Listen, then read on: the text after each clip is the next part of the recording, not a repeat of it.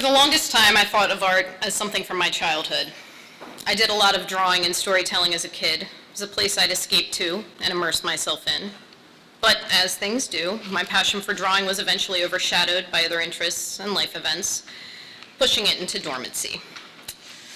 It wasn't until I was 21 that I took my first painting class as part of University of Delaware's CE program that I realized how much I loved art. Unfortunately, at that point in my life, I had barely graduated high school and was seemingly unable to commit to much of anything, so I certainly wasn't able to commit to a 4-year program for an art degree. My feeling of displacement and my inability to commit ran its course, which we'll fast forward a few years through, and in April of 2010, I moved to York, PA, from my home state of Delaware with nothing. At 23, after years of struggling with my mental health and drug addiction, I came here to start my life over. It did not take me long to find the artistic community in York. There are so many talented musicians, artists, and makers that I would stumble upon them everywhere. On top of that, there was this sense of communal support here that I had never experienced in other places I'd lived. I was feeling a sense of home in York. My art really started to pick up speed in 2013 when I was lucky enough to start a collective with some other artists. I was starting to explore content in my work in ways I hadn't before. This mashup of imagery with a portrait that represents my grandmother and suggested proliferation of industry is a clunky foreshadowing to the work I make now, 5 years later. I also made work around how connected I felt to the community in York. This piece, Tribe, pays homage to that. After finding stability in my life, the experience from the collective, and selling some work, I decided to get my BFA. After a few transfers, I settled at Pennsylvania College of Art and Design in Lancaster. I loved going to school. I was a total sponge. I tried to challenge myself, but also tried to keep myself interested in the work I was assigned by making specific design choices, using bold colors, I love red, and playing with application. How do spaces and objects interact with one another when they're bombarded with information? Another aspect of art school that changed my perspective of my work was all the self-portraiture. I found the hours I would spend studying my form became very introspective psychologically for me.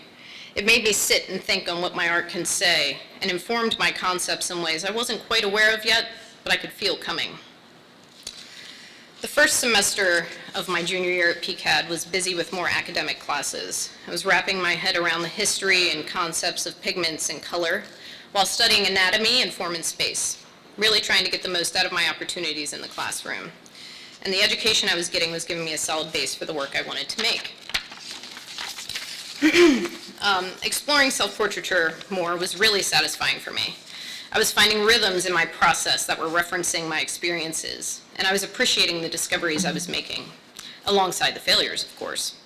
But my experiences aren't exclusive to just me, so how can I invite others in? It was time for some symbolism.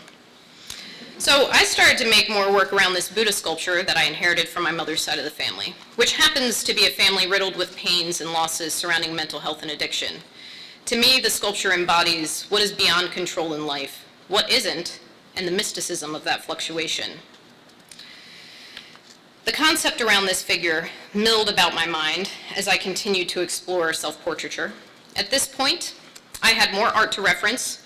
I was attending artist talks and visiting art institutions, and I was thinking critically on how to shed light on my experience without relying too heavily on it. All this at the same time, I felt a strong desire to make more work about the headspaces I found myself in. I was also taking printmaking in school, and it really satisfied my desire for a systematic process.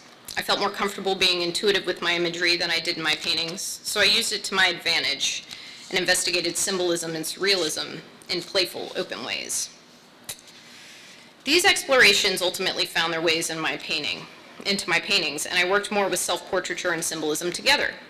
This piece, entitled Time, invites the viewer into a personal psychological space depicting the patient wanting of my figure paired with the horizontal movement of moments passing. In my non-self-portrait work, the concepts were revolving around a sense of spirituality in direct relation to my experience. But I was also inserting some more intuitive imagery that satisfied my investigation of the deeper self and subconscious. I was understanding more about the translation of my mind to my hand and then to the viewer.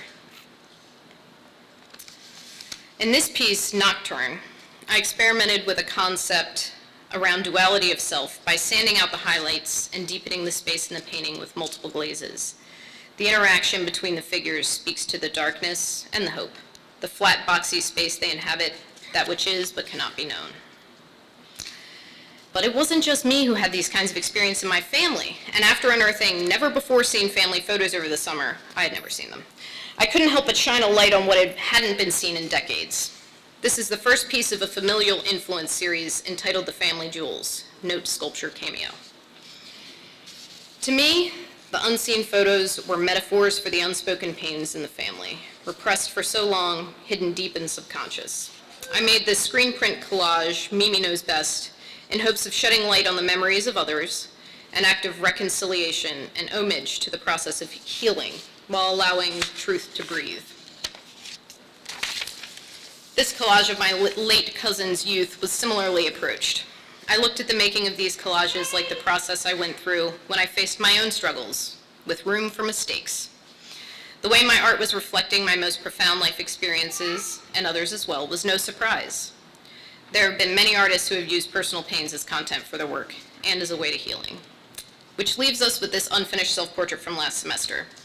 My life has done nothing but grow since I came to York, and so has my art. Although it didn't seem that way at the time, in hindsight, I see and embrace how the things I have overcome have enriched my life, and they have enriched it with art, and York.